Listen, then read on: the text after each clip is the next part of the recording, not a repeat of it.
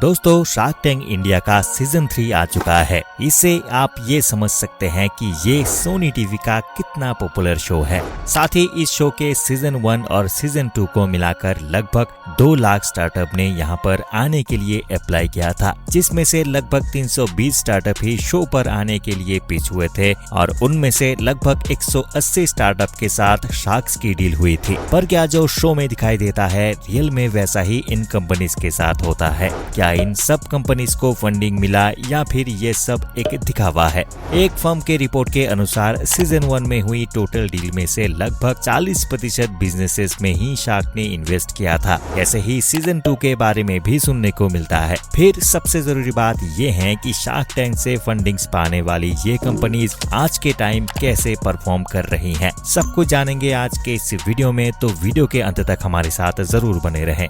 दोस्तों, अगर बात करें शार्क टैंक के सीजन 1 की, तो उसमें लगभग 196 बिजनेसेस को शार्क के साथ पिच करने का मौका मिला था, जिसमें से 65 बिजनेस के साथ उन्होंने डील भी की थी। और वही सेकंड सीजन में लगभग 166 कंपनीज ने पिच किया था, जिसमें से 115 कंपनीज में शार्क्स ने इन्वेस्ट किया था।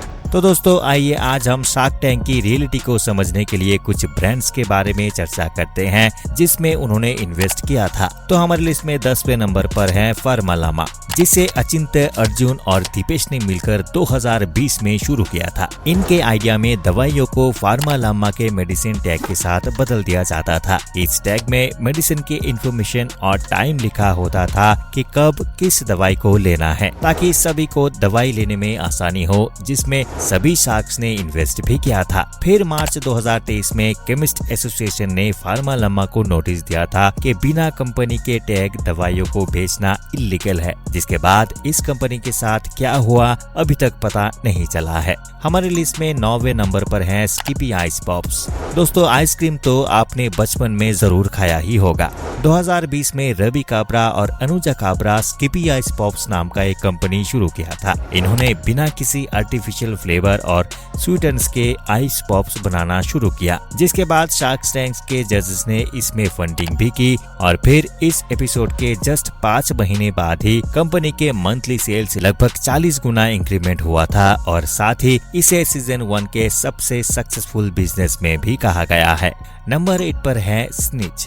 स्निच के फाउंडर सिद्धार्थ ने देखा कि लड़कों के पास लड़कियों के कंपेयर में स्टाइलिंग के बहुत कम ऑप्शन होते हैं, इसलिए उन्होंने लड़कों और लड़कियों के बीच बने इस मार्केट गैप को भरने के लिए स्निच कंपनी की शुरुआत की, जो कि लड़कों के लिए बहुत अच्छे पैटर्न प्रोवाइड करवा रहा था, जिसमें सभी 5 जजेस इन्वेस्ट किए थे। और इस एपिसोड को दिखाए जाने के बाद उनके कंपनी में 30 गुना की वृद्धि हुई और अब वो हर महीने लगभग 11 करोड़ रुपए का रेवेन्यू जनरेट करते रहते हैं। नंबर 7 पर है द सांस बार। इस कंपनी के फाउंडर हैं ऋषिका नायक, जिनके सोप्स दिखने में बिल्कुल मिठाई के जैसे लगते हैं और इन्हें पूरी तरीके से बिल्कुल नेचुरल इंग्रेडिएंट से बनाया जाता है। इस कंपनी की शुरुआत 2019 में हुई थी, जिसे शार्क टैंक में 35% इक्विटी के साथ लगभग 50 लाख रुपए का फंडिंग मिला था। नंबर 6 पर है गेट अवे। ये एक हेल्दी आइसक्रीम है जो कि हाई प्रोटीन, 0 शुगर और लो कैलोरीज के साथ आती है। इस बिजनेस के फाउंडर हैं पश्चिमी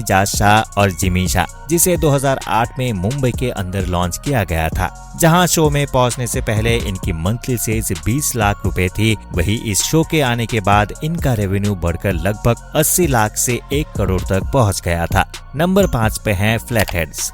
भारत का पहला लिनन स्नीकर और केले के फाइबर से बने स्नीकर का श्रेय इसी कंपनी को जाता है, जिसके को फाउंडर गणेश बालकृष्णन हैं। ये शार्क टैंक में तब पहुंचे थे जब इनकी कंपनी डूबने वाली थी। तब ऐसे में किसी भी शार्क्स ने इसमें कोई भी इंटरेस्ट नहीं दिखाया था, जिसके बाद फ्लैडेस को शार्क टैंक से खाली हाथ जाना पड़ा। लेकिन बाद में स्नेच कंपनी के एक ऑनलाइन कंपनी ने इसे एक्वायर कर लिया था। नंबर 4 पर है ऐश्वर्या विश्वास के एक कंपनी जो कि आयुर्वेदिक स्किन केयर बनाती है, जिसमें नमिता थापा ने इन्वेस्ट किया था और 15% इक्विटी के रूप में लगभग 75 लाख रुपए का फंड दिया था। पहले जो ये हर महीने 10 से 12 लाख की सेल्स किया करती थी, वहीं कुछ ही महीनों में वो 35 से 37% तक ग्रो कर गई। नंबर 3 पर है हेमर लाइफस्टाइल।